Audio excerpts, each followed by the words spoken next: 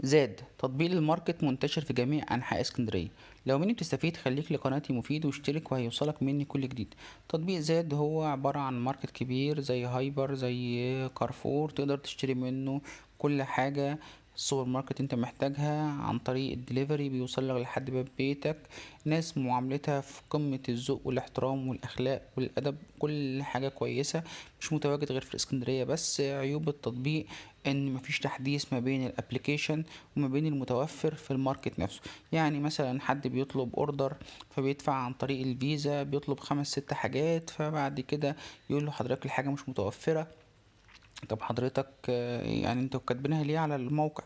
ولما تيجي العميل يطلب فلوسه انها ترجع له تاني على الفيزا، يقول له والله في صعوبة ان انا ابعت لك الحاجة تاني على الفيزا، ممكن تختار حاجة بديلة عشان تشتري من على زاد. طبعا الحاجة ديت متبقاش كويسة جدا ان انا ابقى اشتري حاجة وادفع بالفيزا وبعد كده ما استلمهاش ولا استلم فلوسي حتى. فدي حاجة مش كويسة خالص.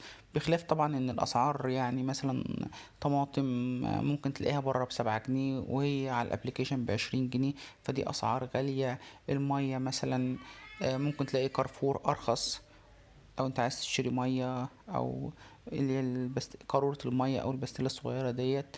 حاجات كتيرة ممكن تلاقيها، يعني اسعارها مش قد كده او مش ارخص حاجة. لكن التطبيق في المجمل فيه منتجات كويسة، التوصيل سريع جدا، الناس اللي بتوصل في منتهى الادب واخلاق.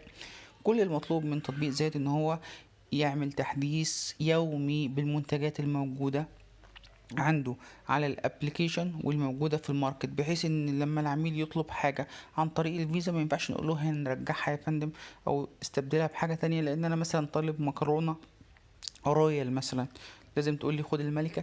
ما ينفعش، انا دفعت فلوس ديت على الحاجة دي. فرجاء يعني من القائمين على التطبيق ان هم يحدثوا التطبيق بشكل يومي للمنتجات، عشان ما يبقاش فيه مشكله، خصوصا من الناس اللي بتدفع بالفيزا ما تدفعش الدفع عند الاستلام، ويرخصوا شويه في الاسعار. شير ولايك وسبسكرايب لو ما كنتش عارف التطبيق، لينك التطبيق اسيبه لك في الديسكريبشن.